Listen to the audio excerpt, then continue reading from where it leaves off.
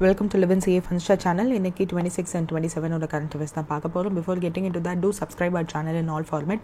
32 episodes ஓட banking awareness video courses available with free ebook and MCQs. Our app is available in Play Store. 1 year subscription க்கு make use of the link in the description and in the pinned comment, and 899 offerும் போயிட்டு இருக்கு.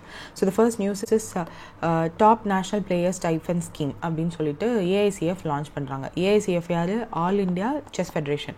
So இவங்க வந்து இந்த scheme எதுக்கு release பண்றாங்க அப்படின்னா financial support வந்து யங் செஸ் டேலண்ட்ஸ்க்கு கொடுக்கறதுக்காக லான்ச் பண்ணுறாங்க. ஸோ இதை வந்து சென்னை தான் ஏஐசிஎஃபோட ஹெட் குவார்ட்டர்ஸ். ஸோ அங்கே தான் லான்ச் பண்ணுறாங்க. அண்டர் 7லேருந்து அண்டர் 19 கேட்டகரியில் இருக்க பிளேயர்ஸ் மொத்தம் வந்து 78 பிளேயர்ஸ் இருக்காங்களாம். அதில் 39 பாய்ஸ் 39 கேர்ள்ஸ் வந்து இந்த ஸ்கீம் மூலயமா பெனிஃபிட் ஆவாங்க அப்படின்னும், இவங்களுக்கு வந்து குவார்ட்டர்லி பேசிஸில் ஸ்டைஃபன் ஸ்டார்ட்ஸ் ஃப்ரம் 60,000லேருந்து 1.5 lakh வரையும் they are going to give. Top 42 ranked பிளேயர்ஸ்க்கு நாங்கள் கொடுக்க போகிறோம்னு சொல்லியிருக்காங்க. பட் வில் பெனிஃபிட் 78 பிளேயர்ஸ்னு கொடுத்துருக்காங்க. அது என்ன கேட்டகரின்னு we have to see. Stipend ranging வந்து 60,000லேருந்து 1.5 lakh பெர் பிளேயருக்கே வந்து கொடுத்துருக்காங்க. அவங்களோட கிராஸ் ரூட் டெவலப்மெண்ட்டுக்காக இது வந்து உதவும்னு சொல்லியிருக்காங்க. ஸோ ஏஐசிஎஃபோட பிரசிடென்ட் வந்து நிதின் நாலங். ஸோ அவங்க தான் வந்து இதை அனௌன்ஸ் பண்ணியிருக்காங்க. ஸோ த ஃபெடரேஷனோட கமிட்மெண்ட் வந்து யங் செஸ் பிளேயர்ஸை சப்போர்ட் பண்ணணும் அப்படின்ட்டுருக்கு.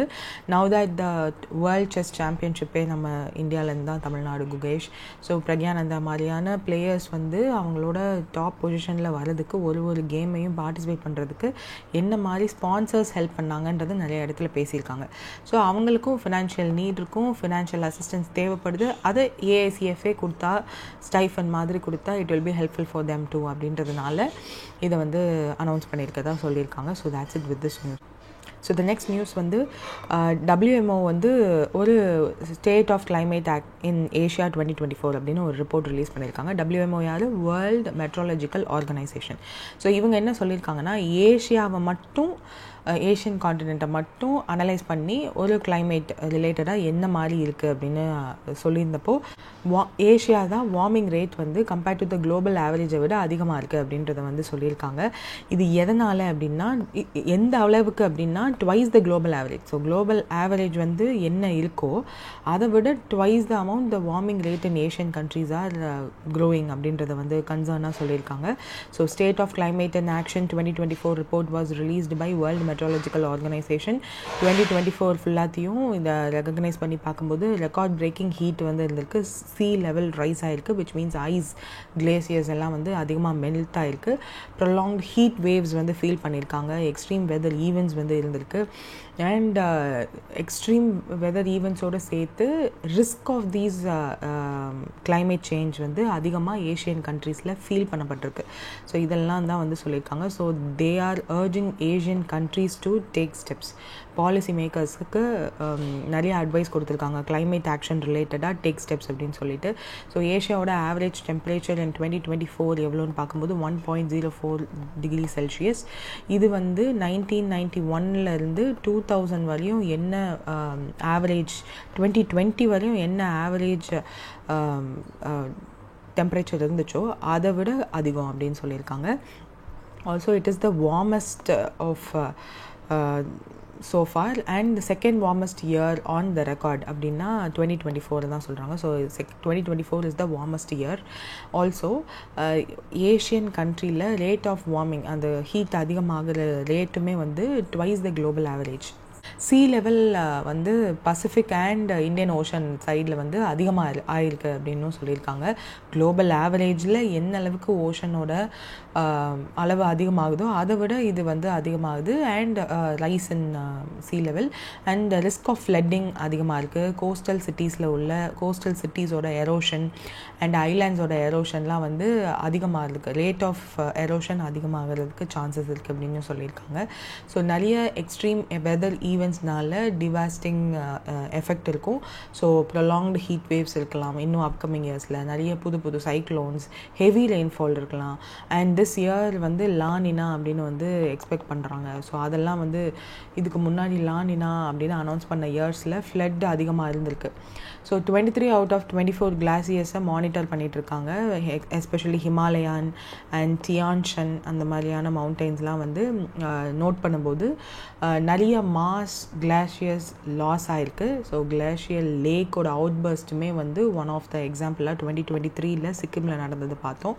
அதாவது அந்த மலையில் இருக்க ஹிமாலயன் ரேஞ்சஸில் உள்ள கிளாஷியர்ஸ் எல்லாமே வந்து மெல்ட் ஆகி கொஞ்சம் கொஞ்சமாக அதுவாக ஒரு பாறைகளுக்கு நடுவில் ஒரு லேக்காக இருந்து அது ஒரு ஸ்டேஜுக்கு மேலே அது அவுட்பர்ஸ்ட் ஆகி அதுலேருந்து வர ஃப்ளட்டில் நிறைய பேர் இறந்து போனாங்க. ஸோ அந்த மாதிரியான சான்சஸ் அதிகமாக இருக்குது அப்கமிங் இயர்ஸில் அப்படின்னு சொல்லியிருக்காங்க. அண்ட் வைட் ஸ்ப்ரெட் ஹீட் வேவ்ஸோட அஃபெக்ட் மக்களை எந்த அளவுக்கு அஃபெக்ட் ஆகிருக்கு அப்படின்றதெல்லாம் வந்து சொல்லியிருக்காங்க. எஸ்பெஷலி அவங்க நோட் பண்ணுறது என்னென்னா ஃபிலிப்பைன்ஸில் வந்து 53 டிகிரி செல்சியஸ்லாம் வந்து போயிருந்திருக்கு ஹீட் வேவ்ஸ். ஸோ அதெல்லாம் வந்து ஹைலைட் பண்ணி சொல்லியிருக்காங்க. they were also pointing out certain coastal cities. அந்த சிட்டிஸோட அலார்மிங் ரேட்டில் இருக்குது அந்த சிட்டிஸ் எல்லாம் அப்படின்னு சொல்லிட்டு ஒரு 4-5 சிட்டிஸ் சொல்லும்போது ஏன் அந்த சிட்டிஸ் சொல்கிறாங்களா, those cities are acting as a coastal city hub for certain reasons.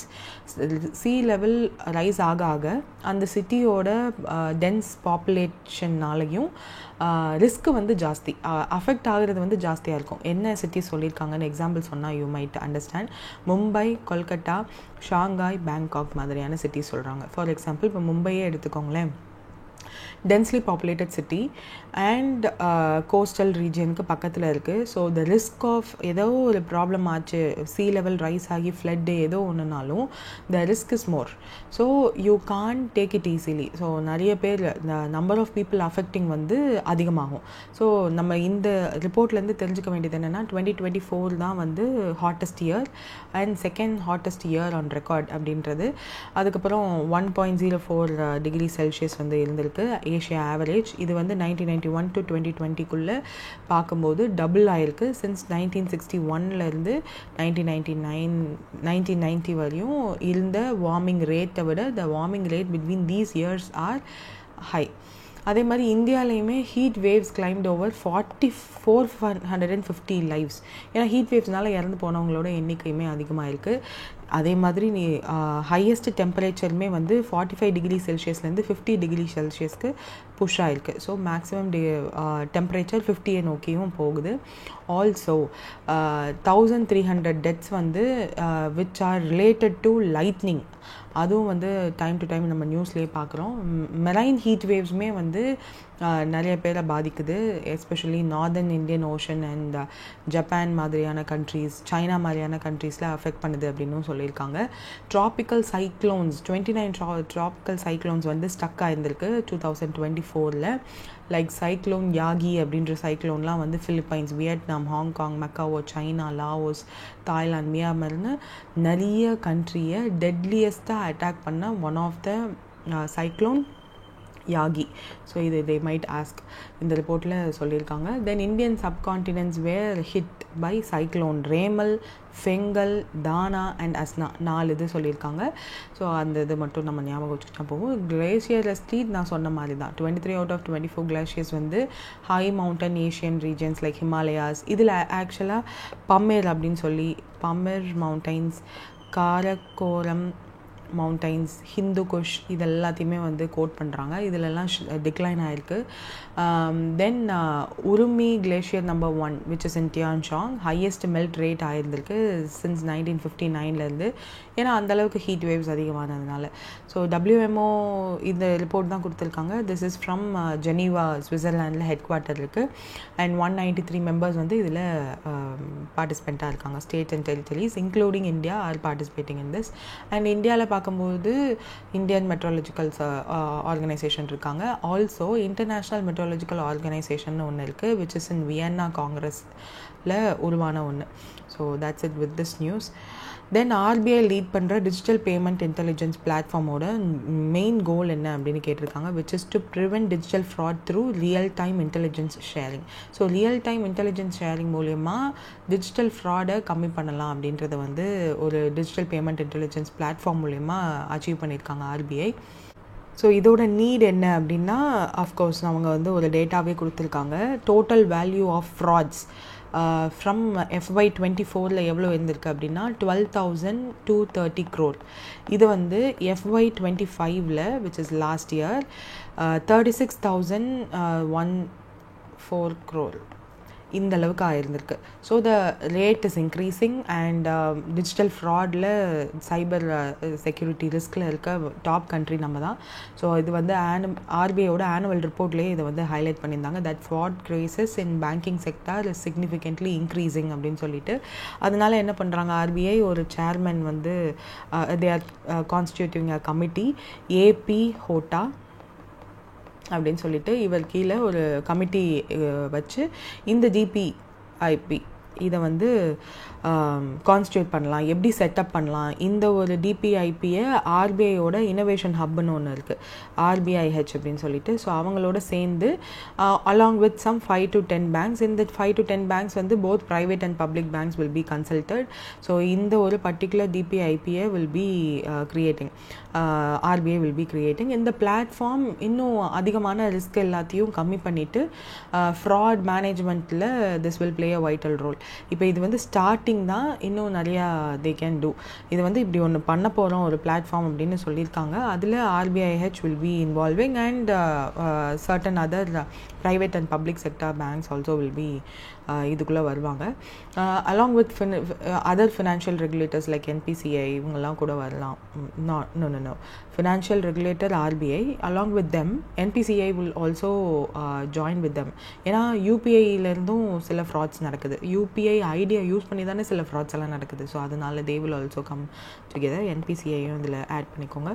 Also home affairs ministry கீழே இருக்கிற I4C which is a Indian cyber crime coordination centre, 4C இருக்கிறதுனால 4C, cyber crime coordination centre. So அவங்களுமே வந்து national cyber crime reporting போர்ட்டல்லாம் வந்து launch பண்ணியிருக்காங்க. So that will also play a vital role. Citizen Financial Cyber Fraud Reporting and Management System அப்படின்னு ஒன்று இருக்குது. So இது இல்லாமல் இல்லை. Also there is a mule hunter. இதெல்லாம் வந்து இதுக்கு முன்னாடியே இருக்குதான், பட் இது புதுசும் ஒன்று பண்ணுறாங்க. So mule hunter is also mule accounts கண்டுபிடிக்கிறதுக்காக. மியூல் அக்கௌண்ட்ஸ் இந்த சென்ஸ் ஜன்தன் யோஜனா மூலயமா PMJDY ஜன்தன் யோஜனா மூலயமா நிறையா அக்கௌண்ட்ஸ் வந்து ஓப்பன் பண்ணணும் அப்படின்ற ஒரு கிரிட்டிசிசம். இந்த கிரிட்டிசிசம் நான் ஏற்கனவே சொல்லியிருக்கேன்னு நினைக்கிறேன். ஸோ அந்த மாதிரி ஓப்பன் பண்ணணும், ஜீரோ பேலன்ஸ் அக்கௌண்ட் தானே, நிறைய பேர் ஓப்பன் பண்ண வைங்க அப்படின்ற மாதிரியான டார்கெட்ஸ் எல்லாம் கொடுத்ததுனால பப்ளிக் செக்டார் பேங்க்ஸ் வந்து ட்ரைபல் பீப்புளுக்கெலாம் வந்து நிறைய இந்த மாதிரி அக்கௌண்ட்ஸ் வந்து ஓப்பன் பண்ணி கொடுத்தாங்க. பட் தோஸ் அக்கௌண்ட்ஸ் எஸ்பெஷலி ரொம்ப அண்டர் ப்ரிவிலேஜாக இருக்கிற பீப்புள் நேமில் ஓப்பன் பண்ணிவிட்டு தே டிடன்ட் யூஸ் ஆஃப்டர் தேட். அவங்க பேரில் ஒரு அக்கௌண்ட் இருக்கிறது கூட அவங்களுக்கே தெரியல. So they didn't get even the passbook, அந்த மாதிரி பேசிக் கேஒய்சி கூட சரியாக பண்ணாமல் சில அக்கௌண்ட்ஸ் இருக்கிறத, அதாவது யூசேஜில் இல்லாத அக்கௌண்ட்ஸை ஃபைண்ட் அவுட் பண்ணி அந்த அக்கௌண்ட்டை ஃப்ராட் பீப்புள் வந்து அவங்களோட அக்கௌண்ட்டை அண்டர்டேக் பண்ணி தே டிட் சம் ஃப்ராட் வேலைகள்லாம் பண்ணதுனால அந்த மியூல் அக்கௌண்ட்டை, மியூல் இந்த சென்ஸ் அந்த வாட் டு சே ஒரு டாங்கியாக சம்திங் கிராஸ் பீட் சொல்லுவாங்க இல்லையா. ஸோ அந்த மாதிரி ஆகாமல், பலியாடு ஆகாமல், நான் தமிழில் சொல்லணுன்னா நம்ம பலியாடு ஆகாமல் அந்த மியூல் ஹண்டர்ன்ற இது மூலயமா இதுவுமே லான்ச் பண்ணியிருந்தாங்க. ஸோ இது வந்து புதுசு இல்லை, பட் இப்போது இட் இஸ் ஆல்சோ இந்த லிஸ்ட் அப்படின்றத ஞாபகம் வச்சுக்கோங்க. ரியல் டைமில் ஏஐ பவர்டோடு இருக்கக்கூடிய ஒரு இன்ஃப்ராஸ்ட்ரக்சர், ஃப்ராட் ரிலேட்டடான டேட்டா அண்ட் அதை ப்ரிவெண்ட் பண்ணுறதுக்கான பேமெண்ட் ஸ்கேம்ஸ் எல்லாம் இருக்கும் இல்லையா. ஸோ அதெல்லாம் ப்ரிவெண்ட் பண்ணுறதுக்காக they are going to do certain things with this platform. So இன்னும் வரணும். இந்த ஏபி ஹோட்டா கமிட்டின்னு கொடுத்துருக்காங்க இல்லையா, June 2024 இதெல்லாம் வந்தது. ஸோ ஹூ சேர்ட் பை இந்த மீட்டிங் வந்து இவரால் சேர் பண்ணி டிபிஐபியோட எக்கோசிஸ்டம் என்ன அப்படின்லாம் சொல்லிட்டாரு. இப்போ அந்த பிளாட்ஃபார்மை லான்ச் பண்ணியிருக்காங்க. அந்த platform is going to do the risk related digital frauds எல்லாத்தையும் ப்ரிவெண்ட் பண்ணுறதுக்காக என்னெல்லாம் பண்ணலாம் அப்படின்ற வேலைகளை பண்ண போதும், அவ்வளோதான், வேறு ஒன்றும் இல்லை. Then what was the reported FY25 stand alone சர்ப்ளஸ்ன்னு கேட்டிருக்காங்க. ஏன் சர்ப்ளஸ்ன்னு சொல்லியிருக்காங்கன்னா, NPCI is a not-for-profit company. Section 8 company or Section 13 புது ரூல் படி பார்த்தோன்னா, ஸோ அந்த மாதிரி இருக்கிற கம்பெனிஸ்க்கு யூஸ்வலாக ப்ராஃபிட்னு சொல்ல மாட்டாங்க, சர்ப்ளஸ் அப்படின்னு தான் சொல்லுவாங்க. அதனால தான் இங்கே சர்ப்ளஸ்னு கொடுத்துருக்காங்க. ICRA இக்ரா தான் அந்த ப்ரொவிஷனல் டேட்டா கொடுத்துருக்காங்க. Provisional in the sense not confirmed yet அப்படின்னு அர்த்தம். ஸோ அப்படி பார்க்கும்போது 1522 crore 52 crore okay 52 crore surplus and அது அவங்களோட ரெவன்யூவாக இருக்குது, விச் இஸ் 42% ரைஸ்ன்னு சொல்லியிருக்காங்க. 19% ரெவன்யூ க்ரோத் இருந்திருக்கு. And we are sharing UPI மாதிரியான என்பிசிஐயோட ஃபைன்ஸில் டெவலப்மெண்ட்ஸில் we are sharing to other countries too. So அதன் மூலியமாகவும் they are earning more. So என்பிசிஐயோட சப்சிடியரி 2 இருக்குது, NPCI international payment system. So இதுதான் வந்து will handle UPI and RuPay globally. And NBBL வந்து என்பிசிஐயோட Bharat bill payment, so centralised bill payment infrastructure வந்து பண்ணலாம். ஸோ யூபிஐயில் நம்ம பண்ணுற பில் பேமெண்ட்ஸ் எல்லாமே will travel through Bharat bill payment limited. So that's it with this news. Next புது GDP series வந்து ரிவைஸ் பண்ண போகிறாங்க, பேஸ் இயருக்கு. ஸோ ஜிடிபிக்கு பேஸ் இயர் 2011-12 இதுதான் மோஸ்ட்லி சிபிஐ டபிள்யூபிஐ இந்த மாதிரி எல்லாம் எதுக்கெல்லாம் பேஸ் இயர் தேவையோ அது எல்லாத்துக்குமே இதில் இருக்கும். சிபிஐயோட இண்டஸ்ட்ரியல் ஒர்க்கர்ஸ்க்கானது, ஃபார்மர்ஸ்க்கானதுன்னு சொல்லி எல்லாத்துக்குமே மோஸ்ட்லி இதுதான் இருக்குது. இதுக்கு முன்னாடி 2004 2005ன்னு இருந்துச்சு. ஸோ அந்த மாதிரி இருந்ததை 2011-12ன்னு சேஞ்ச் பண்ணாங்க. அதுக்கப்புறம் they have to change. But கோவிட்னால ஃபிக்ஸ்டு இயர் நம்மளால் எதுன்னு பார்க்க முடியல. 2020 2021 வந்து ஃபிக்ஸ் பண்ணலான்னா that was not a very good year. ரொம்ப எல்லாமே வந்து க்ரோத்தே இல்லாத ஒரு இயர், நெகட்டிவில் போனதுனால. ஸோ அப்படி இருக்கும்போது புது ரிவைஸ்டு பேஸ் இயர் எதை வைக்கலாம் அப்படின்னு சொல்லி நிறைய டிஸ்கஷன் போய் 2022-23 வந்து சொல்லியிருக்காங்க.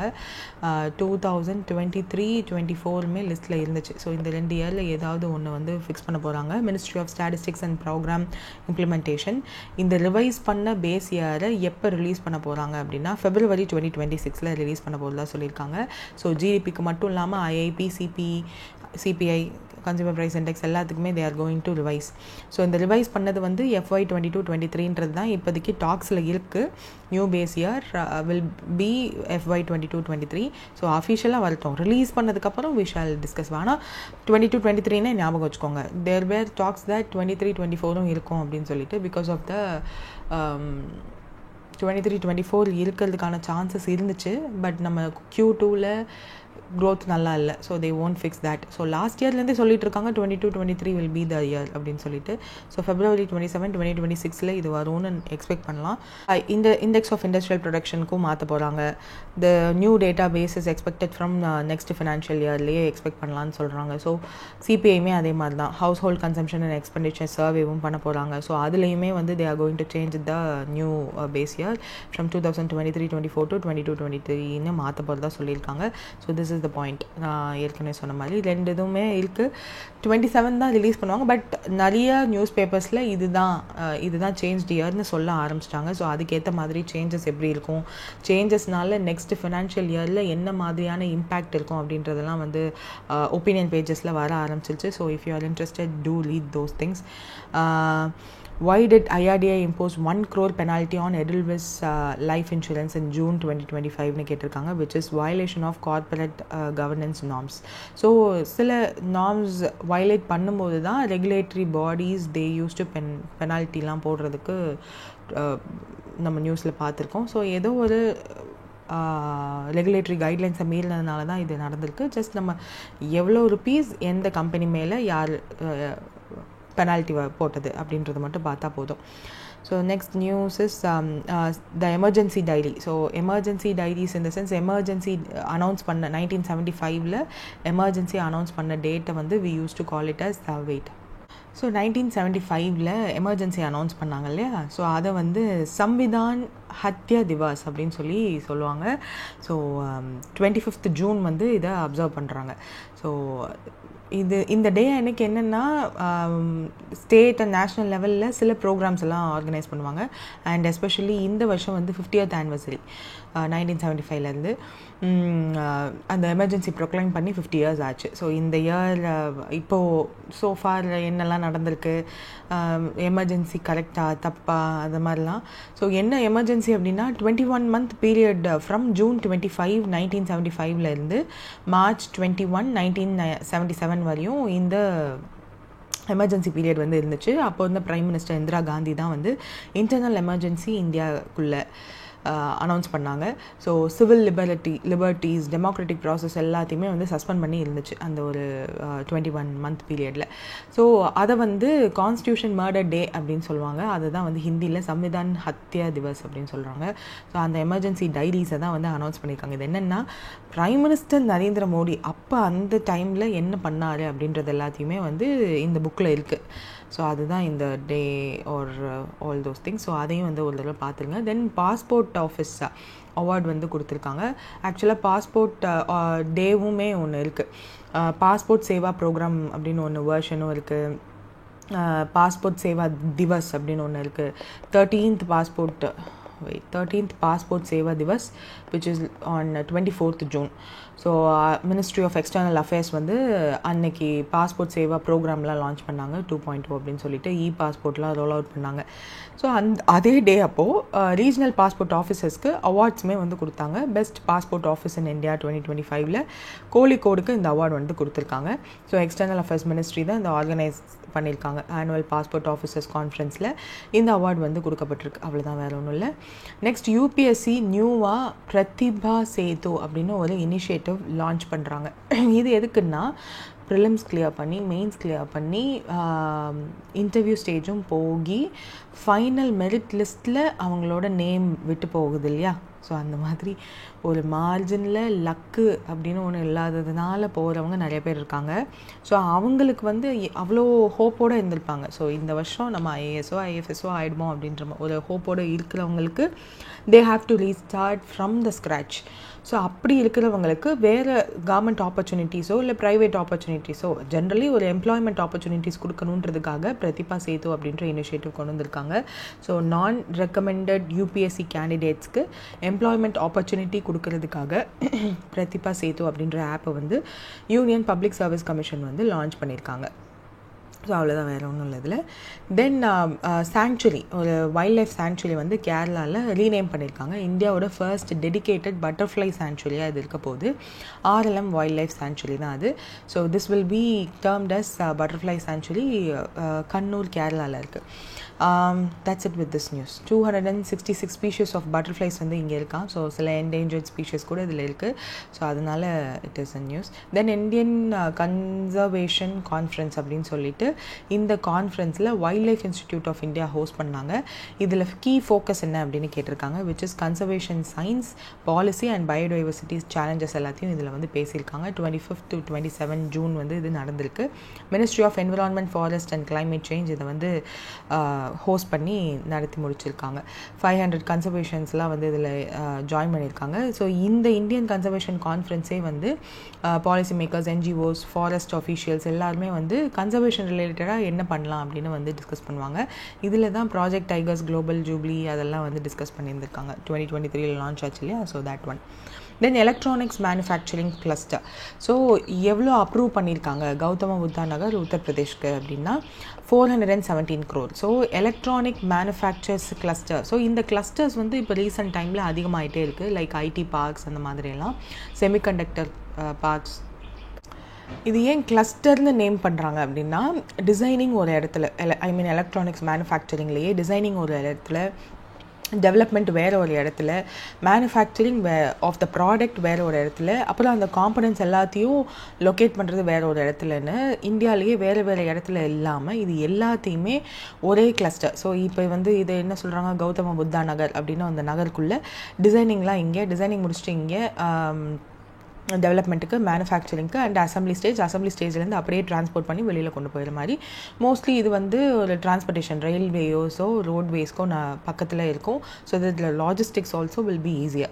ஸோ அந்த மாதிரி ஒரு பிளேஸை பிடிச்சி அதில் இன்ஃப்ராஸ்ட்ரக்சர் இதெல்லாம் ப்ரொவைட் பண்ணிவிட்டு காமன் ஃபெசிலிட்டிஸ் எல்லாமே சப்போர்ட்டிவ், அதுக்கு என்ன மாதிரியான சப்போர்ட்டிவ் என்விரான்மெண்ட்லாம் தேவையோ அதெல்லாமே ப்ரொவைட் பண்ணிடுவாங்க. ஈவன் சம்டைம்ஸ் இந்த இதுலேயே வந்து ஒரு கார்னரில் வந்து எம்ப்ளாயீஸ்க்கு வீடுமே இருக்கும். which means like அங்கே ஒர்க் பண்ணுறவங்களோட ஃபேமிலிஸ்லாம் ஸ்டே பண்ண முடியாது, but the persons can stay. அந்த மாதிரி ஒரு டாம் மாதிரி ஹாஸ்டல்லாம் இருக்கும்ல அந்த மாதிரி it will be there. So இதுவுமே வந்து ஒரு கிளஸ்டர் ஃபார்மேஷனுக்கு கொஞ்சம் ப்ரொடக்டிவிட்டியும் அதிகமாக இருக்கும். பீப்புளுக்கு ஷிஃப்ட் வைஸ் போயிட்டு வரதுக்கு it will be useful. So இந்த மாதிரி கிளஸ்டர்ஸ் வந்து இப்போ அதிகமாகிடுச்சு. ஸோ அந்த மாதிரி எலக்ட்ரானிக் மேனுஃபேக்சரிங் கிளஸ்டர்ஸ் வந்து 417 crore கவர்மெண்ட் யூனியன் கவர்மெண்ட் வந்து அப்ரூவல் கொடுத்துருக்காங்க. 2.4 acresல sector 10ல it is going to be there. So see the number of acres. So அந்தளவுக்கு பெருசாக தான் it will be there. So இதில் worth of investments 2,500 crore. இதன் மூலயமா 15,000 jobs வந்து கொடுக்க முடியும்னு நினைக்கிறாங்க. Yamuna expressway industrial development authority is the statutory authority who will be developing this area. So அதுவும் வந்து கொடுத்துருக்காங்க. ஸோ மேக் இன் இந்தியா மூலயமா இட் வில் பி பெனிஃபிட்டிங். இந்தியாவோட செமிகண்டக்டர் மிஷனும் நம்மளால் அச்சீவ் பண்ண முடியும். எலக்ட்ரானிக்ஸ் காம்பனன்ட் மேனுஃபேக்சரிங் ஸ்கீம் இருக்குது. ஸோ அந்த ஸ்கீம் மூலயமாவும் it can be benefited. Next வந்து QS வேர்ல்ட் யூனிவர்சிட்டி ரேங்கிங் 2026 எந்த இந்தியன் இன்ஸ்டிடியூட் வந்து இதில் ஃபீச்சர் ஆகிருக்கு, அந்த டோட்டல் நம்பர் ஆஃப் இன்ஸ்டிடியூட் வந்து ஃபீச்சர் ஆகிருக்கு அப்படின்னா 54 total number of Indian institute வந்து QS world university ranking 2026 feature ஆகிருக்கு.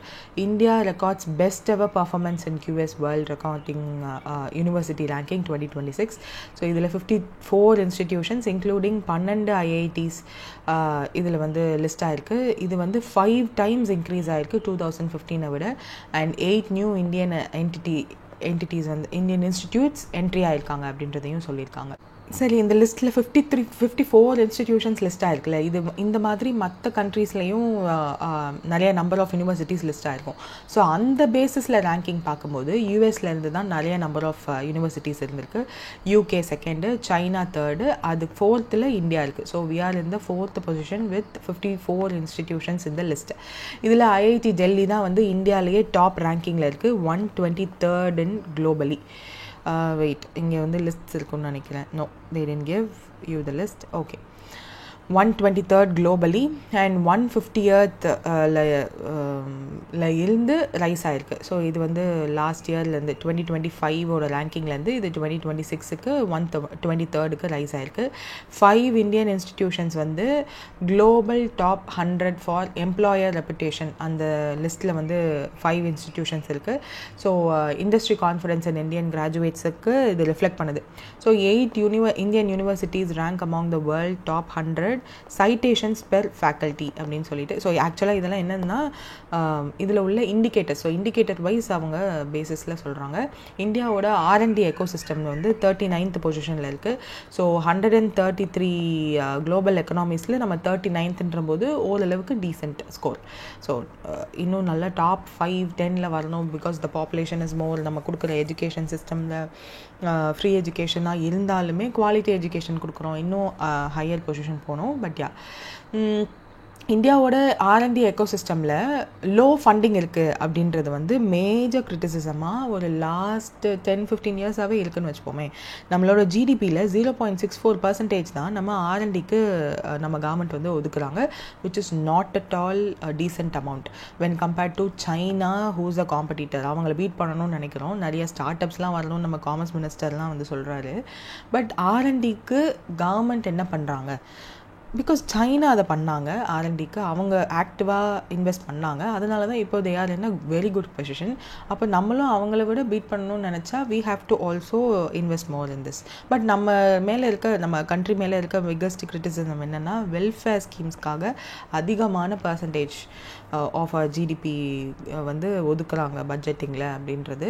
பட் அது இன்னொரு பாயிண்டில் பார்க்கும்போது we are developing country and lower middle income people and very poor people இருக்காங்க. அவங்களுக்கும் we have to cater to them also.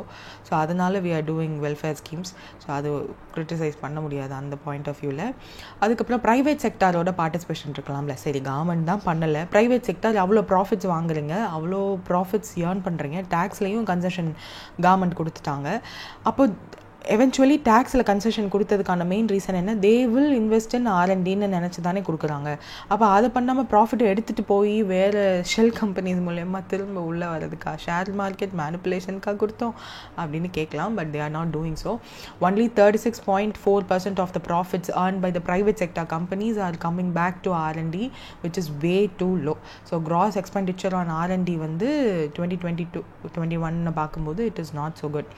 அதே மாதிரி ட்ரான்ஸ்ஃபர்மேஷன் ரேட் வந்து ரொம்ப புவராக இருக்குது. எஸ்பெஷலி டெக்ஸ்டைல் மாதிரியான செக்டாரை வந்து கிரிட்டிசைஸ் பண்ணியிருப்பாங்க. ஸோ இதெல்லாம் வந்து ஓரளவுக்கு நான் பாயிண்ட்ஸ் கொடுக்குறாங்க. பட் சோஃபார் நம்ம நிறைய நியூஸ் பேப்பர்ஸில் பார்த்துருப்போம் இல்லையா, அது எல்லாத்தையும் உங்களுக்கு எக்ஸாம்பிளாக நான் சொல்கிறேன்.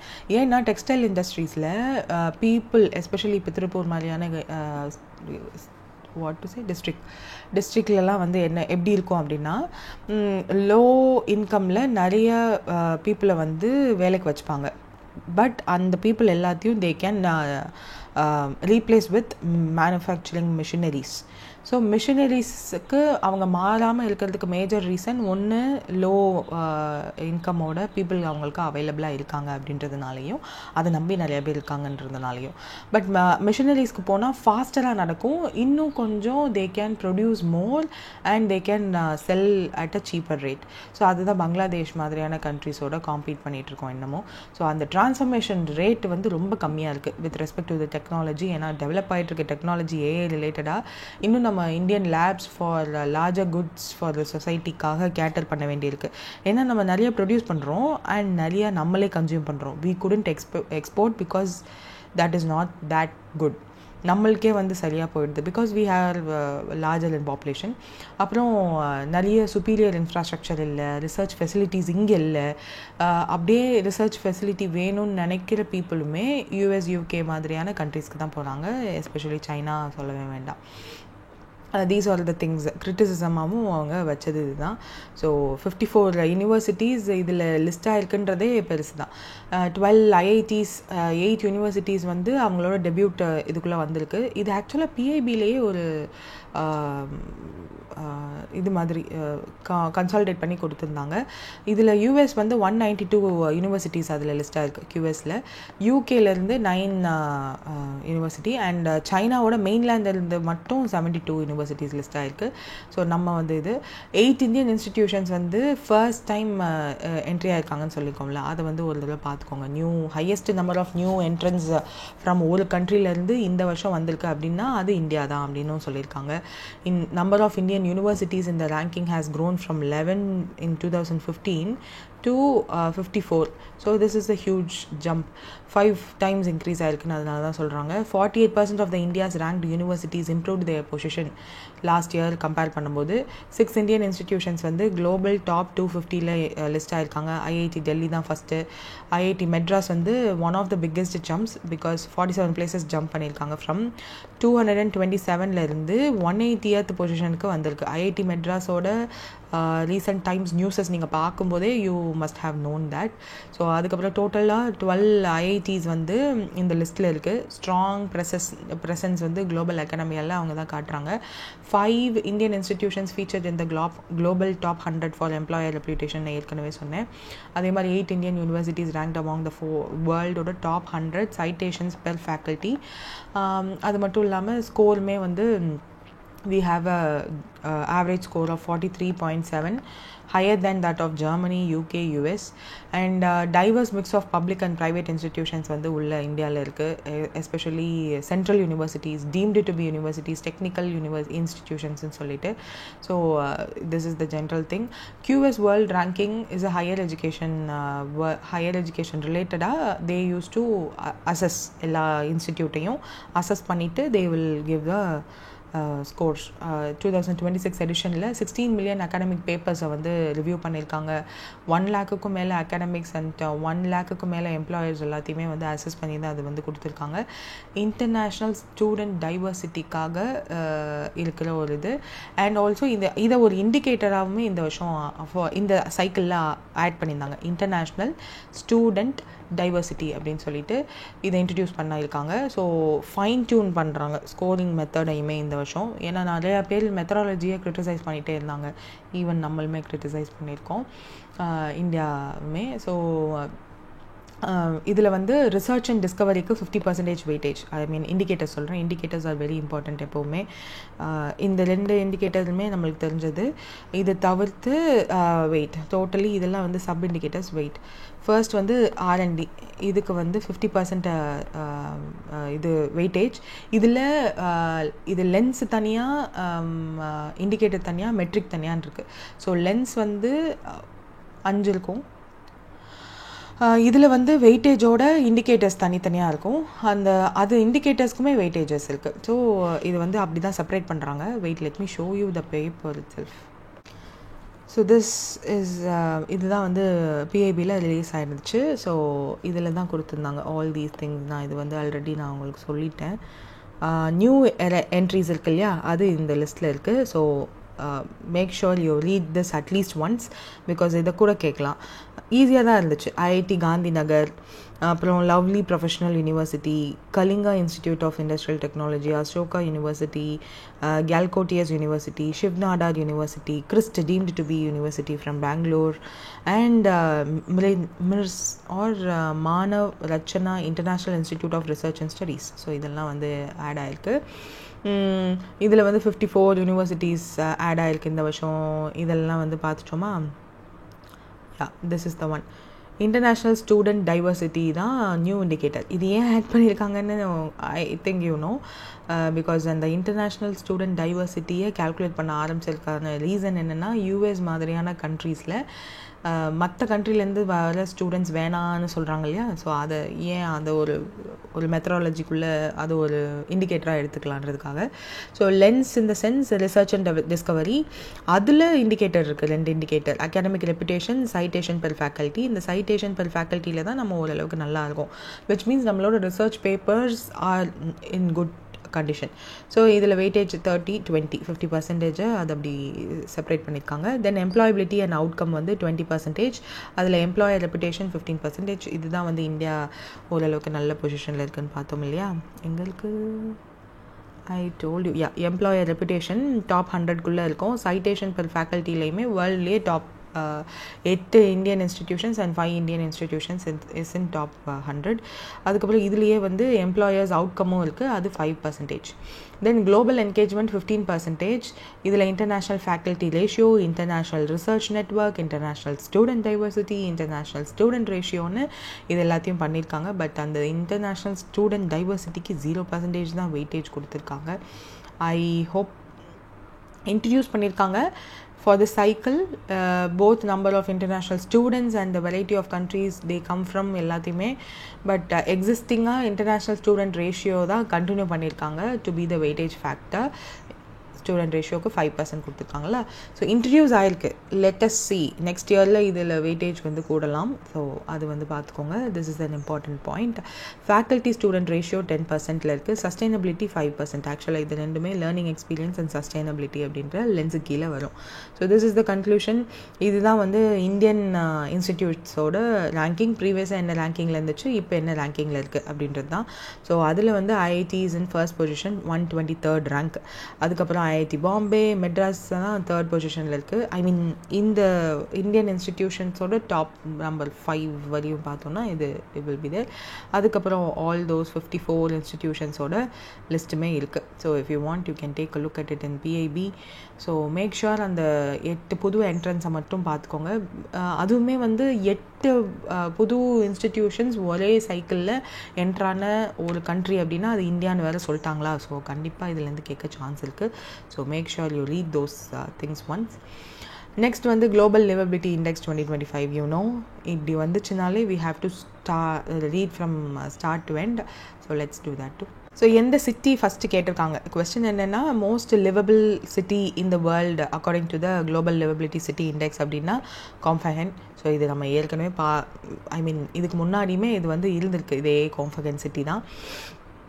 So let's see what is this report is all about. Economist intelligence unit அவங்க தான் வந்து இந்த ரிப்போர்ட்டை வருஷம் ரிலீஸ் பண்ணுவாங்க. 173 சிட்டிஸ் வந்து அவங்க வேர்ல்டு வைடு கேல்குலேட் பண்ணி அதை வந்து லிஸ்ட் பண்ணியிருக்காங்க. குளோபல் லிவபிலிட்டி இண்டெக்ஸ் அப்படின்றது தான் பேர். ஸோ இதில் வந்து stability, health care, education, infrastructure, culture, environment இது எல்லாத்தையுமே அவங்க வந்து பார்ப்பாங்க. பட் 5 ஆக்சுவலாக இந்த கல்ச்சுரல் அண்ட் என்விரான்மெண்ட் ஒரே இதுதான். ஸோ இது 5மே வந்து இண்டிகேட்டர்ஸ், கேட்டகரிஸ் ஆஃப் அசஸ்மெண்ட். இதில் ஸ்டெபிலிட்டிக்கு வந்து 25% வந்து வெயிட்டேஜ் இருக்கும். ஹெல்த் கேருக்கு 20% வெயிட்டேஜ், கல்ச்சரல் அண்ட் என்விரான்மெண்ட்டுக்கு 25% வெயிட்டேஜ், எஜுகேஷனுக்கு 10%, இன்ஃப்ராஸ்ட்ரக்சருக்கு 20%. So this is the weightage for all these இதுக்கு இண்டிகேட்டர்ஸ்க்கு. ஸோ ஃபஸ்ட் இது பக்கத்தில் எழுதுங்க, ஸ்டெபிலிட்டி, இது ஹெல்த் கேர், இது 25% வந்து culture and environment, 10% is for education, 20% is for infrastructure. So இதை பேஸ் பண்ணி தான் அவங்க வந்து ஸ்கோரிங் கொடுக்குறாங்க. 1 வந்து 1லேருந்து 100, யூஸ்வலாக 0 to 100 இருக்கும். இதில் 1லேருந்து 100 வரையும். 100 தான் ஐடியல், எல்லாத்துலேயும் சொல்கிற மாதிரி. இது intolerable. 30+ quantitative and qualitative indicators இதுக்கு உள்ளேயும் இருக்கும். ஒரு ஸ்டெபிலிட்டின்னா க்ரைமு, சிவில் அண்ட்ரஸ்ட் எப்படி இருக்குது, டெரரிசம் த்ரெட்ஸ் இருக்கா, இது எல்லாத்தையும் ஸ்டெபிலிட்டியில் பார்ப்பாங்க. ஹெல்த் கேரில் குவாலிட்டி எப்படி இருக்குது, ஹெல்த் கேர் குவாலிட்டி, ஆக்சஸ் பண்ண முடியுதா எல்லா நாட்டையும், மெடிக்கல் சர்வீசஸ் அவைலபிலிட்டி இருக்கா அப்படின்றதெல்லாம் பார்க்குறாங்க. கிளைமேட் அண்ட் என்விரான்மெண்ட்டில் கல்ச்சர் ஆஃபரிங்ஸ் எப்படி இருக்குது, என்விரான்மெண்டல் கண்டிஷன்ஸ் எப்படி இருக்குது, கிளைமேட் சேஞ்சஸ் எப்படி மெயின்டைன் ஆகுது அந்த பர்டிகுலர் சிட்டியில் அப்படின்றத பார்க்குறாங்க. தென் எஜுகேஷன் பார்க்கும்போது பப்ளிக் அண்ட் ப்ரைவேட் ரெண்டுமே ஆக்சஸ் பண்ண முடியுதா ஃபஸ்ட்டு, அதுக்கப்புறம் அதனுடைய குவாலிட்டி எப்படி இருக்குது அப்படின்னு ரெண்டையுமே பார்க்குறாங்க. இன்ஃப்ராஸ்ட்ரக்சர் பார்க்கும்போது டிரான்ஸ்போர்ட்டு, ரோடு, ஹவுசிங், யூட்டிலிட்டி சர்வீசஸ்னு எல்லா டைப்லேயுமே எப்படி இருக்குது அப்படின்றத பார்க்குறாங்க. ஸோ ஃபர்ஸ்ட் இருக்கிறது கொம்பஹன் ஃப்ரம் டென்மார்க். ஸோ அதுதான் 98 ஸ்கோர், ஸ்டெபிலிட்டி 100, ஹெல்த் கேரில் 95, கல்ச்சுரல் அண்ட் என்விரான்மெண்ட்டில் 95, எஜுகேஷனில் 100, இன்ஃப்ராஸ்ட்ரக்சர்லேயும் 100. So I think last year இதை பற்றின ஒரு டாக்குமெண்ட்ரி வீடியோவுமே போட்டிருந்தாங்க கொம்பஹனில். எப்போ பார்த்தாலும் அது வருதே, அப்படி என்ன அங்கே நல்லா இருக்குது அப்படின்ற மாதிரி. Then Vienna 2nd, Zurich 3rd, Melbourne 4th. So top 10 countries இருக்கா, அண்ட் பாட்டம் 10 கண்ட்ரீஸும் இருக்குது. ஸோ சிரியா, லிபியாவில் இருக்க ட்ரிப்போலி, பங்களாதேஷோட டாக்கா, பாகிஸ்தானோட கராச்சி, அல்ஜீரியாவோட அல்கியர்ஸ், நைஜீரியாவோட லாகோஸ். ஸோ இதெல்லாமே பாட்டம் 10 கண்ட்ரீஸ். ஸோ இதில் வந்து ரீஜன் வைஸ் பார்க்கும்போது வெஸ்டர்ன் யூரோப்பியன் சிட்டிஸ்லாம் வந்து டாமினேட் பண்ணியிருக்காங்க டாப் 10ல் அப்படின்றத சொல்லியிருப்பாங்க. Because of their health care, education and public transport சிஸ்டம்னால. ஏஷியா பசிபிக் பர்ஃபார்மர்ஸில் மெல்போர்ன், சிட்னி, ஒசாக்கா, ஆக்லாண்ட், ஆடிலெய்ட், இது எங்கே இருக்குது, ஓகே ஆடிலெய்ட், இதெல்லாம் வந்து டாப் 10ல் இருக்கும். ஆடிலெய்ட் எங்கே இருக்குது, ஆஸ்திரேலியாவில், ஓகே டாப் 10ல் இருக்குது. அல்கோபார், சவுதி அரேபியாவில் இருக்கிற அல்கோபார் சிட்டி வந்து 13 ஸ்பாட்ஸ் வந்து ஜம்ப் ஆகிருக்கு because of the education and health care இம்ப்ரூவ்மெண்ட்னால. லோவஸ்ட் ரேங்க் வந்து டமஸ்கஸ், சிரியாவில் இருக்குது. So that is the lowest, least livable. அதுக்கப்புறம் இந்தியாவோட பொசிஷன் பார்க்கும்போது மும்பை அண்ட் டெல்லி ரெண்டுமே வந்து, அது எங்கே இருக்குது, மும்பை வந்து 141, ரெண்டுமே 141 அவுட் ஆஃப் 173. ஸோ ரெண்டுமே 141. ஹெல்த் கேர், இன்ஃப்ராஸ்ட்ரக்சர், ஏர் குவாலிட்டி, பப்ளிக் சேஃப்டி, இதெல்லாம் இஷ்யூஸாக சொல்லியிருக்காங்க. ஸோ ஹெல்த் கேர் மும்பை வந்து உங்களுக்கு பார்க்க பாஷாக இருந்தாலும் there is other side of it. டெல்லிக்குமே அப்படி தான், there is other side of it where the people don't get access to health care, infrastructure, air qualityலாம் ரொம்ப மோசமாக இருக்கும், பப்ளிக் சேஃப்டியும் இல்லை. ஸோ இதெல்லாத்தையுமே வந்து லிஸ்ட் பண்ணியிருப்பாங்க. So this is the overall global liveability index. இந்தியான்னு பார்க்கும்போது மும்பை அண்ட் டெல்லி தான், ஏன்னா அவங்க எடுத்திருக்கதே 173 சிட்டிஸ் தானே. இதில் வந்து 5 மேஜர் கேட்டகரிக்கு நான் உள்ள இண்டிகேட்டர்ஸாக சொல்கிறேன், 30 இண்டிகேட்டர்ஸ் வந்து இருக்குது. So best and worst, acceptable, intolerable, uncomfortable, undesirable, அன்பியரபிள்னு சொல்லி அதுலேயே அவங்க வந்து இது பண்ணுவாங்க. குளோபல் ஆவரேஜே வந்து 76.1 தான் இருந்திருக்கு 2025. லாஸ்ட் இயர் குளோபல் ஆவரேஜே இவ்வளோ தான் கொடுத்துருக்காங்க. குளோபல் ஸ்டெபிலிட்டி ஸ்கோருமே வந்து 0.2% பாயிண்ட்ஸ் தான் வந்து இன்க்ரீஸ் ஆகிருக்கு. வியன்னா தான் லாஸ்ட் இயர் வந்து ஃபஸ்ட் இருந்திருக்கு. இந்த தடவை 2nd பொசிஷனுக்கு போனதுக்கு ரீசன் என்னவா சொல்லியிருந்தாங்க அப்படின்னா, சஸ்டைனபிலிட்டி ரேங்கிங்கில் அவங்களோட டிக்ளைன் வந்திருக்கு. Where is the sustainability ranking, okay வியனாவில் இண்டிகேட்டர் சஸ்டைனபிலிட்டி ரேங்கிங் வந்து because there is a fear of stability ranking தான் நினைக்கிறேன். Because there is a fear of terror attacks, அதுதான் வந்து மெயின் ரீசனாக வந்து சொல்லியிருக்காங்க. அண்ட் அதுக்கப்புறம் வந்து சிரியா, டமஸ்கஸ் இதெல்லாம் முடிஞ்சிச்சு. டெஹரான், தைவான் அண்ட் இந்தியாலாம் வந்து ஏன் இந்தியாலாம் மும்பை அண்ட் டெல்லி 141 அப்படின்னா, we saw terror attacks, stability score decline ஆயிடுச்சு அதனால. ஸோ அந்த கான்ஃப்ளிக்ட்ஸ் அண்ட் டென்ஷன்ஸ்னால கம்மியாக இருக்கதா சொல்லியிருப்பாங்க. So that's it with this index. Next, எந்த Indian university ranked 5th nationally in Times Higher Education Impact Ranking அப்படின்னு கேட்டால், ஸோ KIIT தான் வந்து 5th position, 5th among Indian universities and Times Higher Educationல. So Kalinga institute of industrial technology. நீங்கள் QS ரேங்கிங்லேயுமே அது 8th entrance new என்ட்ரன்ஸில் இதுவும் ஒன்றுன்னு பார்த்தோமா. ஸோ இதுலேயும் நீங்கள் ஞாபகம் வச்சுக்கோங்க, the impact ranking 2025. So top 5 Indian யூனிவர்சிட்டிஸோட ranking sustainable development goals position base பண்ணி தான் இது வந்து கொடுத்துருக்காங்க. So KIIT excelled in 10, 16 and 4 ஆன சில சஸ்டைனபிள் டெவலப்மெண்ட் கோல் 17ல் ஐ மீன் 17 கோல்ஸில் இந்த 3 கோல்லையுமே அவங்க நல்லபடியாக பர்ஃபார்ம் பண்ணதுனால தே ஆர் இன் 5th பொசிஷன் அப்படின்னு கொடுத்துருக்காங்க. So let me explain the top 5 also. Western Sydney University is the first of all. So ஆஸ்திரேலியாவில் இருக்குது. 4th கன்சிக்யூட்டிவ் இயராக இதுதான் ஃபர்ஸ்ட் பொசிஷனில் இருக்குது. இந்தோனேஷியாவில் உள்ள ஏர்லங்கா அப்படின்ற university 9th position. Asian universities நிறைய இது வந்து கிளைம் ஆகிருக்கு. 8 கண்ட்ரீஸ் ஆர் டெரிட்டரிஸ்லேருந்து டெபியூட் இதுவுமே வந்து வந்திருக்கதா சொல்லியிருக்காங்க. ஸோ இதில் வந்து மொத்த கண்ட்ரியில் மொத்த வேர்ல்டில் உள்ள லிஸ்ட் எவ்வளோ அப்படின்றத கொடுத்துருக்காங்க. பிகாஸ் அந்த டைம்ஸ் வந்து அந்த மாதிரி வேர்ல்ட் ரேங்கிங் தானே. பட் இந்த இதுவுமே with respect to Indian universities எப்படி பர்ஃபார்ம் பண்ணியிருக்கு அப்படின்றதுமே வந்து கொடுத்துருக்காங்க. ஸோ அதில் தான் இந்த ஒரு யூனிவர்சிட்டியோட நேமும் இருக்குது. குளோபல் இன்ஃப்ளூயன்ஸ் நல்லாவே இருக்குது இந்தியன் இன்ஸ்டிடியூஷன்ஸோடது. ஸோ 65 to 70 ஸ்கோர் இருக்குது.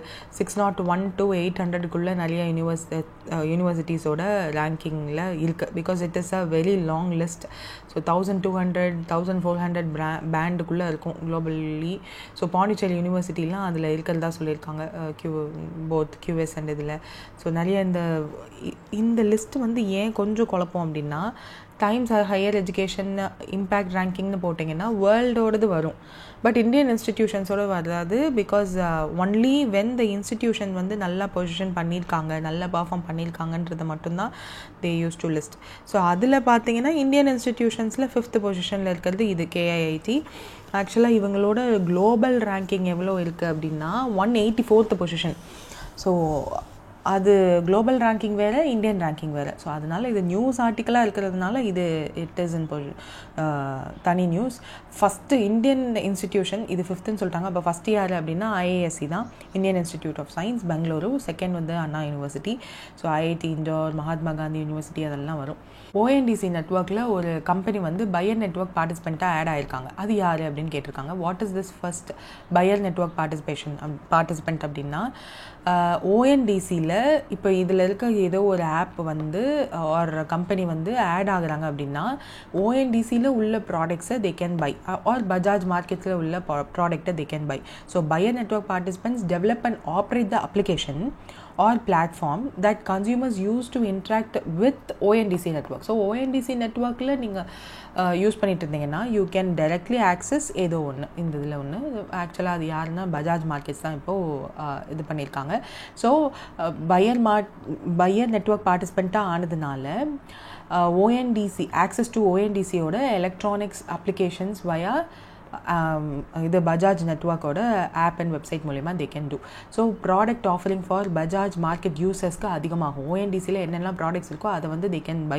டிஜிட்டல் ஷாப்பிங்கில் பஜாஜ் மார்க்கெட்ஸ் ஆப் மூலியமாகவே they can buy. So flexible ஃபினான்சிங்லாம் இருக்கும். Because Bajaj they do have financing too. So that is the reason. இப்போது பேடிஎம், ஃபோன்பே இந்த மாதிரி அதர் சிமிலர் பிளாட்ஃபார்ம்ஸ் வந்து பையர் நெட்ஒர்க் பார்ட்டிசிபெண்ட்டாக ONDC கூட இன்டெகிரேட் ஆகிட்டாங்க அப்படின்னா wide range of sellers and products எல்லாம் வந்து they can get and use. So அதனால தான். Then what is the name of the இந்தியாவோட indigenously developed hypersonic missile under project Vishnu. Project Vishnu கீழே பண்ணது என்னதுன்னா ETLDHCM. ஸோ இதுக்கு ஒரு ஃபுல் ஃபார்ம் இருக்குது, which is extended trajectory long duration hypersonic cruise missile. So இதுதான் இந்தியாவிலேயே நம்மளே தயாரித்த, இந்தியாவோட DRDO தயாரித்த ஒரு hypersonic missile. So project Vishnu அப்படின்ற ப்ராஜெக்ட்டுக்கு கீழே நம்ம பண்ணியிருக்கோம். ஸோ குளோபலாக ஹைப்பர்சானிக் பவர்ஸ் இருக்கிற US, சைனா, ரஷ்யா மாதிரியான கண்ட்ரீஸில் நம்மளோட நேமும் இருக்கும். 1000 to 2000 kg பேலோட்ஸ் வந்து இட் கேன் டூ. மேக் வந்து 8 ஸ்பீட்ஸ் இருக்கிறது. அவ்வளோ ஸ்பீட் வரையும் ரீச் ரீச் ஆகும்னு சொல்லியிருக்காங்க. 1500 கிலோமீட்டர் வரையும் it can travel. So multiple launch பிளாட்ஃபார்ம்ஸில் காம்பேட்டபிளாக இருக்கும்னு சொல்லியிருக்காங்க. வாட் இஸ் ப்ராஜெக்ட் விஷ்ணு அப்படின்னா DRDO லான்ச் பண்ணுது இனிஷியேட்டிவ் மாதிரி. நெக்ஸ்ட் ஜென் ஹைப்பர்சானிக் வெப்பன்ஸை வந்து இந்த ப்ராஜெக்ட் விஷ்ணு கீழே நம்ம க்ரியேட் பண்ணணும் அப்படின்றதுனால அந்த நேம் வந்து வச்சுருக்காங்க. So that's it with this. Next வந்து Atal mission for rejuvenation and urban transformation which is AMRUT அப்படின்ற ஒரு ஸ்கீம் அஃபிஷியலாக எப்போ லான்ச் பண்ணாங்கன்னு கேட்டிருக்காங்க. June 25, 2015. ஸோ இந்த ஸ்கீம் வந்து 10 years கம்ப்ளீட் பண்ணதுனால இதை பற்றின நியூஸ் எல்லாத்தையும் வந்து நம்ம படிச்சு தான் ஆகணும். 10 years of Amrut, transforming cities, improving lives. So 10 years ஆயிருக்கு. 2 crore இது வந்து கீ டேக்அவேஸில் இருக்கிறத மோஸ்ட் ஆஃப் த டைம் வந்து நம்மளுக்கு ஒன் வேர்டில் கேட்பாங்க. ஸோ இது கீழே நான் இதுக்கப்புறம் சொல்கிறதெல்லாம் படிக்கிறீங்களோ இல்லையோ இதை ஃபஸ்ட்டு எப்போவுமே இந்த டேட்டாஸ் வந்து ஞாபகம் வச்சுக்கோங்க. ஸோ 2 crore டேப் கனெக்ஷன்ஸ் கொடுத்துருந்துருக்காங்க. 1500 1 crore சியூவர் கனெக்ஷன்ஸ்லாம் கொடுத்துருந்துருக்காங்க from AMRUT and AMRUT 2.0 scheme கீழே. 2 lakh crore வர்த் உள்ள ப்ராஜெக்ட்ஸ் சாங்ஷன் ஆயிருக்கு. 1 lakh crore வர்த் உள்ள ஒர்க்கர்ஸ் வந்து கம்ப்ளீட் பண்ணியிருக்காங்க. 99 lakh LED ஸ்ட்ரீட் லைட்ஸ் எல்லாம் இன்ஸ்டால் பண்ணியிருக்காங்க. 666 crore kilowatt power and save பண்ணியிருக்கு. 46 lakh ton ஆஃப் CO2வும் வந்து ரெடியூஸ் ஆகிருக்கு because of the LED street லைட்ஸாக மாற்றுனதுனால. 4000 crore ரைஸ் பண்ணியிருக்காங்க 13 ULBs த்ரூ முனிசிபல் பாண்ட்ஸ் மூலயமா ஃபார் அர்பன் இன்ஃப்ராஸ்ட்ரக்சருக்காக. ஸோ ஜென்ரலி இதெல்லாம் key take points datas you should know. But what is AMRUT அப்படின்னா Atal mission for rejuvenation and urban transformation. So urban டிரான்ஸ்ஃபர்மேஷனுக்காக இருக்கிறது தான். Quality of life in the சிட்டிஸில் life quality life இருக்கணுன்றதுக்காக 2015 June 25 launch பண்ண ஒரு ஸ்கீம் தான் இது. Basic services such as water supply, sewage, urban transport, parks இது எல்லாத்தையும் வந்து நம்ம ஃபோக்கஸ் பண்ணி பண்ணது தான். ஸோ பில்டிங் இன்ஃப்ராஸ்ட்ரக்சர்லாம் வந்து பண்ணியிருப்பாங்க. பீப்புளுக்கு, புவர் பீப்புளுக்கு வாட்டர் சப்ளை, சீவேஜ் கனெக்ஷன்ஸ் எல்லாம் கொடுத்துருப்பாங்க. நிறைய பார்க்ஸ்மே வந்து ஃபீச்சர் பண்ணியிருப்பாங்க. ஸோ இந்த மிஷனில் 500 சிட்டிஸ் செலக்டட் சிட்டிஸ் அண்ட் டவுன்ஸை வந்து பண்ணிவிட்டு இதில் 485 சிட்டிஸும் 15 வந்து மர்ஜ்டு சிட்டிஸும் வந்து இருக்குது. Centrally sponsored scheme. அப்போது சென்ட்ரல் கவர்மெண்ட் ஒரு அமௌண்ட் ஆஃப் ஒரு பர்சன்டேஜ் ஆஃப் அமௌண்ட் கொடுப்பாங்க. State government also has to invest some amount. Shared UTs and இது ஸ்டேட் கவர்மெண்ட் ரெண்டு பேரும். Under the mission state annual action plan worth of 77,640 crore வந்து approve ஆகி central அசிஸ்டன்ஸாக கொடுத்துருந்துருக்காங்க. ஸோ அந்த டேட்டாஸ் ஆர் இம்பார்ட்டண்ட். இந்த டேட்டா எல்லாத்தையும் ஒரு தடவை ரீட் பண்ணிடுங்க. What is the purpose of Atal mission for rejuvenation, அதாவது அம்ரட் அப்படின்னு கேட்டால் இந்த மூணும். இது கண்டிப்பாக கேட்பாங்களான்னு கேட்டால் நிறைய டைம் கொஸ்டினை டிஃபிகல்ட் ஆக்கணுன்றதுக்காக கேட்டிருந்துருக்காங்க. So every household has access to the tap water, assured supply of water and sewage connection இருக்கணும். Amenity value of cities like developing greenery, well maintained open spaces, அதாவது பார்க்கை தான் சொல்கிறாங்க second one. And third one is walking and சைக்கிளிங்காக pollution reduce பண்ணணும், public டிரான்ஸ்போர்ட்டுக்கு ஸ்விட்ச் பண்ணணும். ஏன்னா ஒரு சிட்டி அவங்க சூஸ் பண்ணுற சிட்டிஸ் எப்படி இருக்குன்னா it will be a metro city where the large number of people are there at a particular city where work force அதிகமாக தேவைப்படுற ஒரு சிட்டியாக இருக்கும். ஸோ அதெல்லாத்தையும் தான் சூஸ் பண்ணி எக்ஸ்பெண்ட் பண்ணுறாங்க. த காம்பனண்ட் ஆஃப் அம்ரூட் எவ்வளோ இருக்கும் என்னவா இருக்கும் அப்படின்னா capacity building, reform implementation, water supplies, இது எல்லாமே திரும்ப சொல்கிற மாதிரி இருக்கும். தென் பாஸ்ட் 10 yearsல urban local bodies have consistently increase ஆகிருக்கு. வாட்டர் சப்ளை எப்படி பண்ணியிருப்பாங்க, sewage, septage, storm water drainage, urban transport, green space and park, capacity building, இது எல்லாமே வந்திருக்கும். ஸோ இது எல்லாமே சோஃபார் அவங்க பண்ணது தான். ஸோ இதை வந்து if you want you can read. ஏன்னா இது ஸ்கீம்ஸ் எல்லாம் ரொம்ப இன்டெப்த்தாக போகிற மாதிரி இருக்குதுன்னு சில பேர் ஃபீல் பண்ணிடுவாங்க. பட் இதெல்லாம் இம்பார்ட்டண்ட். அட்லீஸ்ட் அதை படிக்கலைனாலும் இந்த மாதிரி அந்த பாக்ஸஸ் இருக்கு இல்லையா, இந்த டேட்டாஸ் ஆர் இம்பார்ட்டண்ட். ஈவன் இப்போ நடந்து முடிஞ்ச SBI கிளர்க்கில் கூட இதிலேருந்து ஒரு கொஸ்டின்ஸ் கேட்டிருந்தாங்க இந்த மாதிரி ஸ்கீம்ஸ்லேருந்து. So if you are comfortable with these kind of things just take a screenshot and கண்டிப்பாக இதெல்லாம் வந்து நோட்ஸ் எடுத்து வச்சுக்கோங்க. அம்ரூட் 2.0 வந்து 1st October 2021 லான்ச் பண்ணுது வித் அவுட்லே ஆஃப் 2 lakh, அதாவது 2,99,000 crore. ஸோ இதனுடைய அப்ஜெக்டிவ் என்னென்னா 100% சீவேஜ் அண்ட் ஸ்டெப்பேஜ் மேனேஜ்மெண்ட் வந்து 500 அம்ரூட் சிட்டிஸில் பண்ணியிருக்கணும். Universal coverage of water supply in all statutory towns, water secure cities like rejuvenate water bodies இருக்கும் இல்லையா, லைக் ரிவர்ஸ், சீஸ் எதுவாக இருந்தாலும் அதை வந்து ரெஜுவனேட் பண்ணணும், அக்யூஃபயர் மேனேஜ்மெண்ட் யூஸ் பண்ணணும், ரெயின் வாட்டர் ஹார்வெஸ்டிங்க்கு கண்டிப்பாக ஏதாவது ஒரு வழி பண்ணணும், பேஜல் சர்வேக்ஷன் அப்படின்னு ஒரு ஸ்கீம் கீழே வந்து தே ஹேவ் டு டூ அப்படின்னு சொல்லிட்டு கொடுத்துருக்காங்க. ஸோ அதெல்லாம் என்ன மாதிரியான அச்சீவ்மெண்ட்ஸ் இருக்குது 2.0 கீழே அப்படின்றதும் வந்து கொடுத்துருக்காங்க. ஸோ மொத்தமாக பார்க்கும்போது அம்ரூட் அண்ட் அம்ரூட் 2.0 என்னெல்லாம் பண்ணியிருக்கு. ஸோ நம்ம அங்கே கீ டேக்அவேஸில் பார்த்தோம் இல்லையா, அதில் இருக்கிறதே சில பாயிண்ட்ஸ் இங்கேயும் இருக்கும். Along with GIS based master plan AMRUT சிட்டிஸ்க்கு பண்ணியிருந்திருக்காங்க. அதில் 231 சிட்டிஸ்க்கு 1 lakh ஸ்கொயர் கிலோமீட்டர் ஏரியாவுக்கு அந்த GIS பேஸ்ட் மாஸ்டர் பிளான் தான் யூஸ் பண்ணியிருக்காங்க. அண்ட் கிளாஸ் 2 டவுன்ஸ்க்குமே வந்து ப்ரப்போஸ் பண்ணியிருக்காங்க. ஸோ இதெல்லாம் வந்து datas involved. So this is with this. So ஒரு தடவை தயவு செஞ்சு இந்த இதை பார்த்துருங்க. எப்போவுமே இந்த 10 years 11 years கூட தே யூஸ் டு ஆஸ்க் 10 yearsனால் கண்டிப்பாக அந்த scheme is very important. So எப்போ லான்ச் பண்ணாங்க, எவ்வளோ அவுட்லே, இதில் ஏதாவது 2.1 இருக்கா, அது அப்போ எப்போ லான்ச் பண்ணாங்க, அதில் எப்போலேருந்து லான்ச் பண்ணாங்க, அதனுடைய எய்ம் என்ன, ஃபர்ஸ்ட் ஒனுக்கும் செகண்ட் ஒனுக்கும் என்ன டிஃப்ரென்ஸ், ஏதாவது கீ டேக்அவேஸ் இருக்கா, அச்சீவ்மெண்ட்ஸ் இருக்கா, ஃபேக்சுவல் டேட்டா இருக்கா அப்படின்றத பார்த்துருங்க. So that's it with this news. Next வந்து first Indian epigraphical reference to Halley's comet எதில் ஃபவுண்ட் பண்ணியிருக்காங்க அப்படின்னு மல்லிகார்ஜுனா சுவாமி டெம்பிள் ஸ்ரீசைலம் அந்த இடத்துல கண்டுபிடிச்ச ஒரு கல்வெட்டில் தான் இருந்திருக்கு. ஆந்திர பிரதேஷில் இருக்கிற ஒரு இடத்துல இந்தியாவோட first epigraphical reference to Halley comet. So Halley காமெட்டை பற்றி இதில் எழுதியிருக்காங்களாம். ஓகே, ஸோ அனௌன்ஸ் பண்ணியிருக்காங்க 2025. இது வந்து எந்த காலத்தை சேர்ந்ததுன்னா 1456 CE அப்போ அந்த இதை சேர்ந்து ஆர்கியாலஜிக்கல் சர்வே ஆஃப் இந்தியா தான் இதை வந்து சொல்லியிருக்காங்க. 15th century காப்பர் பிளேட் வந்து இன்ஸ்கிரிப்ஷன் கண்டுபிடிச்சிருக்காங்க. அதில் காமெட்டோட ரெஃபரன்ஸ் இருக்குது. ஸோ ஹேலிஸ் காமெட்டை பற்றி தான் அவங்க பேசுகிறாங்க அப்படின்றத வந்து இப்போது கண்டுபிடிச்சிருக்காங்க மல்லிகார்ஜுனா சுவாமி டெம்பிளில் இருக்கிறது. Halley comet is a short period comet எர்த்துக்கு அப்ராக்சிமேட்டாக 76 yearsக்கு எவ்ரி 76 yearsக்கு பக்கத்தில் விசிபிளாக இருக்கும். It appears in 1456 BC. Historically அதுதான் வந்து கடைசியாக டாக்குமெண்ட் பண்ணப்பட்ட இயர். ஸோ எபிகிராஃபின்றது வந்து study and interpretation of ancient inscriptions. அது வந்து எதில் வேணாலும் இன்ஸ்கிரிப்ட் ஆகிருக்கலாம், ஸ்டோனு, மெட்டலு, பாட்ரி எதுவாக இருந்தாலும் இருக்கலாம். ஸோ நம்மளோட கல்ச்சர் அண்ட் டைவர்சிட்டியை பற்றி தெரிஞ்சுக்கிறதுக்கு இது வந்து உதவும். ஸோ இதை வந்து கண்டுபிடிச்சிருக்காங்க. That's it. நெக்ஸ்ட் வந்து இந்தியாவோட first NBFC dedicated maritime sector launch பண்ணியிருக்காங்க. அதனுடைய பேர் என்ன அப்படின்னா Sagarmala finance corporation limited.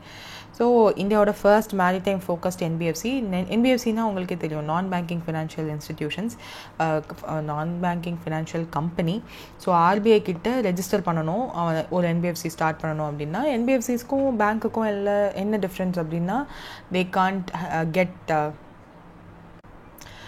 Demand deposits பண்ண முடியாது, மக்கள்கிட்ட இருந்து டெபாசிட்ஸ் வாங்க முடியாது NBFCs. பட் லோன்ஸ் ப்ரொவைட் பண்ணலாம். அந்த லோனுக்கு சோர்ஸ் அப்போ எங்கேருந்து வரும் அப்படின்னா பேங்க்ஸ் மாதிரியான ஃபினான்ஷியல் இன்ஸ்டிடியூஷன்ஸ்லேருந்து வாங்கிப்பாங்க. அண்ட் செக்ஸ் அதனால் ப்ரொவைட் பண்ண முடியாது. டெபாசிட் இல்லைன்னா எப்படி செக்கு, ஸோ அதனால செக்கும் ப்ரொவைட் பண்ண முடியாது. ஸோ சாகர்மாலான்றது வந்து I think it does significantly say garland of sea தான் சாகர். ஸோ சீனே வச்சுப்போமே. ஸோ சி டெவலப்மெண்ட்டுக்காக ஒரு NBFC. ஸோ இதில் என்னென்ன ஃபினான்சிங் NBFC கொடுப்பாங்க இந்த NBFCனா போர்ட் லெட் க்ரோத்துக்காக, MSMEs which are related to sea ரிலேட்டடாக ஸ்டார்ட் அப்ஸ் இருக்கலாம். ஸோ அவங்களுக்கெல்லாம் எந்த ஃபினான்ஷியல் நீட் இருந்தாலும் they can get their loans from in the particular Sagarmala Finance Corporation Limited. So it is a mini Ratna category 1 CPSE இப்போ announce பண்ணியிருக்காங்க. So NBFCயாக RBI கீழே launch ஆகிருக்கு. ஸோ இந்தியாவோட first NBFC exclusively for maritime செக்டாருக்கு இதை create பண்ணி launch பண்ணியிருக்காங்க. So that's it with this news. Next வந்து ஃபாசில் பார்க் உத்தரப்பிரதேஷ்லேருந்து which fossil park has been listed in the யுனெஸ்கோவோட tentative list of world heritage site 2025. Tentative list தான், இன்னும் final இல்லை. Salkhan fossil park which is in UP Sonbhadra டிஸ்ட்ரிக்டில் இருக்குது. 1.5 crore allocate பண்ணி Uttar Pradesh கவர்மெண்ட்னால echo tourism டெவலப்மெண்ட்காக பண்ண ஒரு பார்க். இப்போது scientific documentation in partnership with Birbal Sahi institute of paleo sciences அவங்களோட சேர்ந்து பண்ணி டாக்குமெண்ட் பண்ணியிருக்காங்க. டென்டேட்டிவ் லிஸ்ட்டில் தான் இருக்குது. So 2026ஓட status UNESCO world heritage side status அடைஞ்சிரும் அப்படின்னு எக்ஸ்பெக்ட் பண்ணுறாங்க. So let's hope for the best. அந்த பேர் தான் நம்மளுக்கு முக்கியம். What is the name? ஷால்கன் Fossil Park from Uttar Pradesh. So that's it for today. If any, do comment and make use of the link in the description and in the comment section for bundle purchase. Thank you for listening.